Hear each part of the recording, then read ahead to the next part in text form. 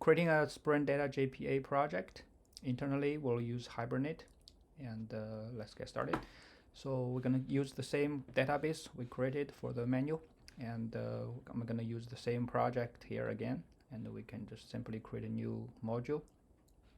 Select Sprint Initializer and give it a name like SprintDataJPA demo. Okay.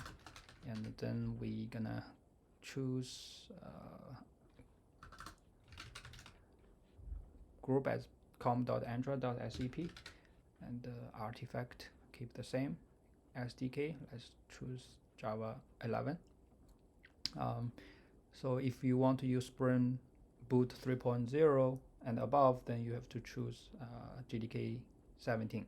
Okay, so but for now I'm just going to choose SDK or JDK 11 and select the version of Spring Boot to less than 3.0. Okay, so if you are using Java 17, then you can choose 3.0.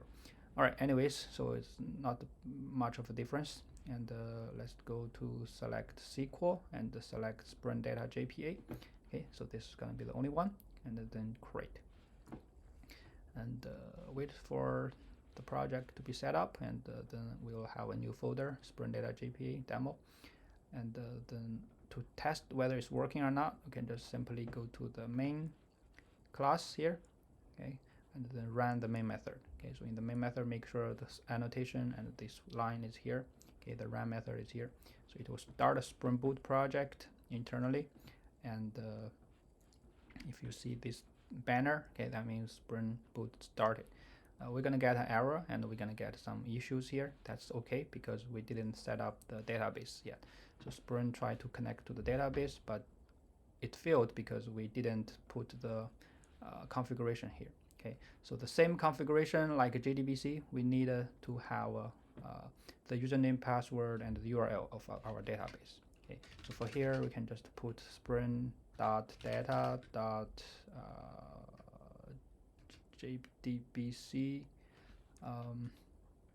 To be honest, I forgot. Okay, just the URL. Okay, it's the data source.url.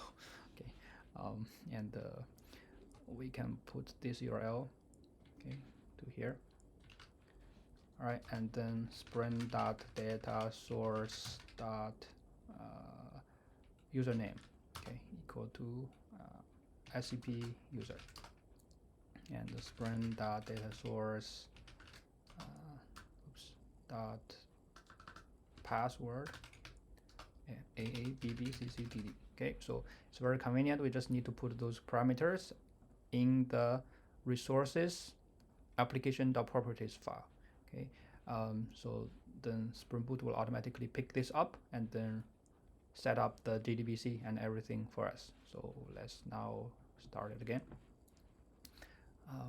and we'll get another error. Okay, issue is a fail to load driver class. Okay, so this is we already should have a impression, right? So before when we talk about JDBC, this is because we missed the driver.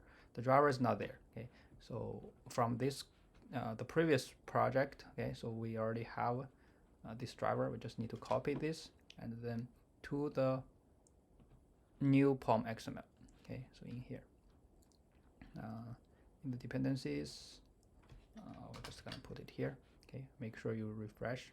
So even though they are in the same folder, right? So this Java core training and then this SprintDataJPA demo, they are in the same folder, but they are not the same project. To be honest, they are just like separate projects, even though they are mixed together. Okay, so make sure you also reload this POM XML under the new project. All right, so now after everything's done, so then now we run the code, so it's supposed to be working fine, right? So it will stop because we don't have a server, so it was started, connect to database, then stop everything. Okay, so that's all we need because we just want to test Hibernate and SprintDataJPA. Okay, so I'll see you in the next session.